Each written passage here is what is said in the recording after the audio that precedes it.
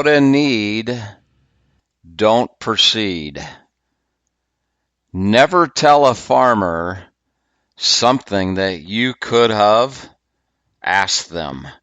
Those are two what I call founding and cornerstone principles that I would like you to always think about, because when you really live those two founding principles, you're going to find that questions just begin to become so natural. They're just going to be at the tip of your tongue always. You know, the second phase of the fungicide process involves really uncovering someone's needs, a farmer's needs. Without a need, don't proceed.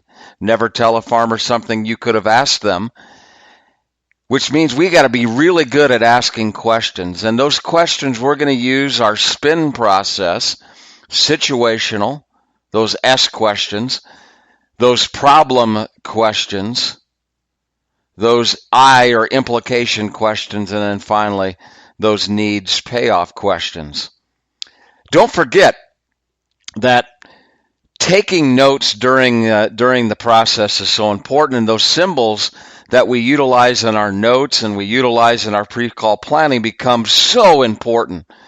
Open circle for situation, closed circle for problem, those star questions, those implication questions, that's where the weight, those are the most important, most impactful questions you can ever ask someone. And the circle N, that brand of cattle that we all have, those circle N questions, those need payoff questions. Now, in the previous process, you thought about the farmer that you're going to call on. And you identified, maybe where the pushback, if there's going to be pushback, is it going to be around price? Is it going to be around maybe a relationship that they already have? Are they going to stall? Are they type of farmer where they go, I need to think it over? Is it going to be that, I used it once and, I tell you, my corn was pretty wet? Is it going to be, golly, things are tight this year. I just don't know if I want to spend X amount of dollars this year. Is it going to be on the ROI? Is it going to be, I don't really know what my acres are going to be. I don't know. Maybe we'll think about our corn on corn acres, but the bean ground maybe we'll put off. Is it going to be that, I don't know. I mean, I can get it cheaper somewhere else, and I don't know if all that services, I don't know if I need all that. Where's their pushback going to come from? Is it going to be around complexity of a program in terms of rebate dollars that may come back their way? Is it that they think generics are maybe as good as a branded product? Well, this is why that step, and if you didn't do that step, you got to go back, because we've built you playbooks, those playbooks based on whatever situation you think your customer is going to push back on, or where you really need to invest a lot of your time. Those playbooks are different. Is it 3rd and 1 and you can run a running play?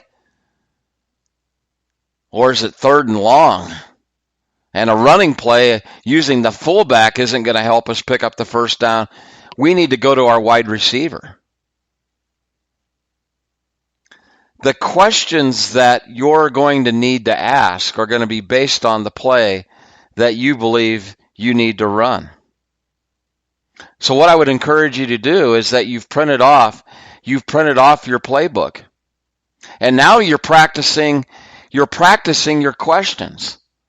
You might even be taking some of those questions and putting them on your note page, on your notebook, so that they're written, and allowing some space where you can write down what the farmer is what they're going to tell you, so you can keep that, because we're going to need that when we get to the proposal stage. Not every question has the same amount of power than the next one. Not every question that you're going to see in your playbook, you may not have to ask every one of those.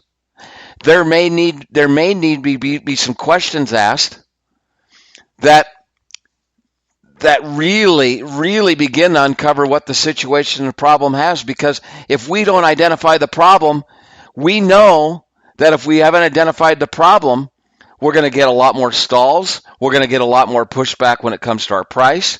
We're going to get a lot more pushback. I don't know what I'm going to need to do. Why don't you come back? The number of objections you get is in proportion to the number of questions we ask. So if we don't ask many questions, we typically get a lot more objections. So if you thought about the questions that you need to ask those farmers that all you need to do is reinforce the decision.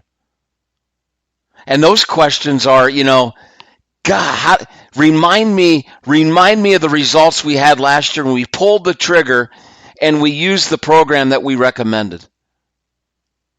Remind me why we moved ahead and booked your fungicide this past year when we could save some dollars up front. Remind me why we did that. It was a really good thing that we did that. Wouldn't you agree? We don't have to ask many questions there. The only questions we have to ask now is, which farms are we going to prioritize? And is there anything special that we want to talk about or think about in regards to adding some other products to the tank? We might have some farmers that they've never used a fungicide or they used it and had a poor experience. Well, we're going to ask some really, really important questions there, aren't we? We're going to ask some questions that really uncover and help them uncover the challenges of doing nothing. What's the price of making such a swift decision on not using any fungicides this year across your acres? What price could we pay if we're wrong? Do you believe we need, or you're going to need, to find ways to increase bushels over the next few years? Or do you think status quo, keeping our bushels at the same level, is going to help us lower our cost of production? Remember, the respect that someone has in you is built by the questions you ask. So are you going to be prepared to ask those questions that no one else is asking? Now, the devil sits on our shoulders often and speaks to us in ways that cause us to be nervous and scared, concerned if I ask this question, they may be upset with me. So what I want to remind you are some real important tips that are going to help you brush the devil off your shoulder and allow you to ask the questions that I know you want to ask and need to ask a grower. One of the simplest things is, I'm just curious. Mr. and Mrs. Farmer, I'm just curious, and then ask your question. If you ever ask a question and you get a little quote-unquote blowback, you can kind of tell that, he didn't understand why I asked that question. I'm then going to look right back at that farmer and I'm going to say, do you know why I asked you that question? Do you know why I asked you that? Well, I suppose that you want to sell me something. No, that really wasn't it at all. The reason I'm asking you that question is I'm concerned if we haven't thought about all the implications, we might regret this decision to do nothing later. Anytime you ask a question and you go, golly, I don't know how it came across, I'm just going to say, do you know why I asked you the question? They may say, well, no, why? Well, because I'm concerned about you. I'm concerned that if we don't do the math, I'm concerned if we don't prioritize your fields, I'm concerned if we don't talk about these things, we might have regret later. Asking the questions that are in your playbook are going to be so important. And those questions become so vital because it helps you build customized proposal, which is in our next stage, or it helps you just to ask for the business. Are you ready to ask the question? I know you are. And that is what we need you to do.